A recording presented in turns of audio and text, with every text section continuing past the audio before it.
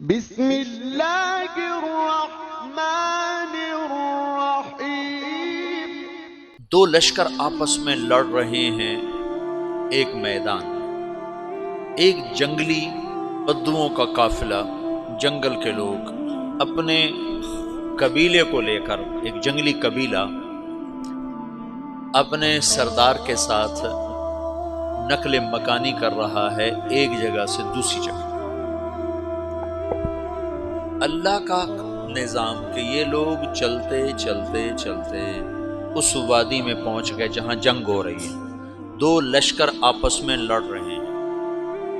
جب یہ وہاں پہنچتے ہیں تو ایک لشکر کے قدم اکھڑ رہے ہیں اور دوسرا غالب آ رہا ہے۔ ان کو نہیں پتا شکست کھانے والے کون ہیں اور فتح پانے والے کون ہیں، ان کو نہیں پتا۔ اس جنگلی قبیلے کے سردار کا نام بھی تغرل ہے، تغرل۔ تو یہ سردار کہتا ہے جو شکست کھا رہے ہیں ان کی مدد کرو، کچھ پتہ نہیں کون ہے، کہتا جو شکست کھا رہے ہیں ان کی مدد کرو۔ تو 400 وحشی جنگلیوں نے فاتح لشکر کے پیچھے حملہ کر دیا۔ تو ایک کافی ہوتا تو 400 دوڑ دوڑ جب تلواریں پڑیں تو چند لمحوں میں نقشہ بدل گیا، بھاگنے والے جم گئے اور جمنے والے بھاگ پڑے۔ جب جنگ ختم ہوئی تو شکست خوردہ لشکر کے بادشاہ نے ان کو بلایا، اسے پوچھتا ہے مجھے جانتے ہو میں کون ہوں؟ کہا نہیں۔ کہا تو تم نے میری مدد کیوں کی؟ کہا انسانی ہمدردی کی وجہ سے، تمہیں شکست ہو رہی تھی اس لیے تمہاری مدد کی۔ اور اس نے اپنا تعارف کرایا، میں ہوں سلیمان سلجوقی ترکی کا بادشاہ۔ مسلمانوں کا لشکر تھا اور تاتاریوں سے شکست کھا رہا تھا، تاتاری فتح پا رہے تھے، مسلمان شکست کھا رہے تھے۔ تو وہ اللہ کی غیبی مدد بن کر آئے۔ تو وہ اس سے کہتا ہے میرے ساتھ رہنا پسند کرو، تم نے میرے اوپر احسان کیا ہے، میں اس کا بدلہ دینا چاہتا ہوں، میرے ساتھ رہنا پسند کرو گے؟ کہنے کا کر لوں گا۔ تو اس نے اس کو لے کر ترکی آیا، اور استنبول اس وقت روم کی حکومت میں تھا۔ اسے فتح کیا اس تغرل کے آگے چوتھے پانچویں پڑپوتے محمد فاتح نے۔ تو یہ استنبول ہے، یہ ترکی ہے، بیچ میں ایک چھوٹا سمندر ہے، یہاں ایک جاگیر ہے۔ تو سلطان سلیمان کہتا ہے یہ جاگیر تجھے وقف ہے، ادھر سے رومی مجھے تنگ کرتے ہیں حملے کر کر کے، تو میرا دفاع کرتے رہنا، یہ جاگیر تیری۔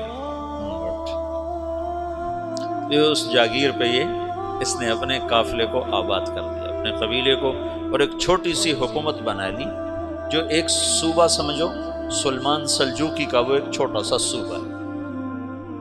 وہاں جب یہ رہ پڑا تو پھر یہ ایک شیخ کے بیت ہوتا ہے، وہاں شیخ طریقت ہے، ان کے یہاں یہ بیت ہونے جاتا ہے۔ وہ اس کو رات اپنے پاس ٹھہراتا ہے، تو ایک کمرے میں ان کو ان کا خادم ٹھہراتا ہے۔ یہ جب کمرے میں جاتا ہے تو سامنے دیوار میں تاکچے پر قرآن پڑا ہوا ہے۔ تو یہ تغرل بیگ کہتا ہے یہ کیا ہے، یہ کیا ہے؟ تو وہ خادم کہتا ہے یہ کتاب اللہ ہے، قرآن ہے۔ اچھا۔ وہ اس کو وہاں چھوڑ کے باہر چلا جاتا ہے۔ وہ دیہاتی آدمی، جنگل کا رہنے والا، پہلی دفعہ زندگی میں قرآن دیکھا، وہ کہتا ہے یہ قرآن ہے، اللہ کی کتاب ہے، میں اللہ کی کتاب کے سامنے سو جاؤں، کتنی بے ادبی ہے۔ تو اس نے ایسے قرآن اٹھایا اور سر پہ رکھا اور کھڑا ہو گیا، ساری رات قرآن سر پہ رکھ کے کھڑا رہا۔ رات کے پچھلے پہر اس کو خواب آیا،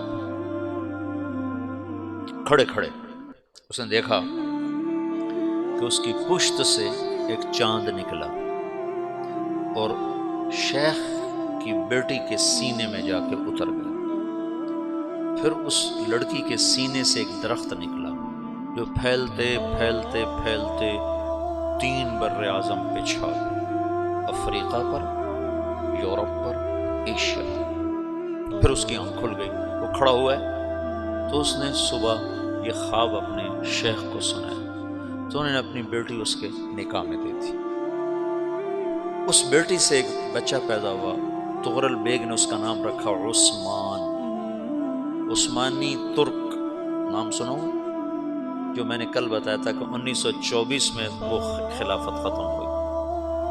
تو ایک بیٹا پیدا ہوا عثمان، عثمان نے پھر ایک نئی اسلامی حکومت کی بنیاد رکھی جو 1924 تک چلتی رہی، کوئی 800 سال یہ حکومت چلی۔ تو حکومت کا شیرازہ بکھرا لیکن پھر جڑ جاتا تھا، اور وہ قرن اول والا جوڑ کبھی نہ پیدا ہوا، ٹکڑے بن گئے۔ ان ٹکڑوں میں اللہ لوگ پیدا کرتا رہا۔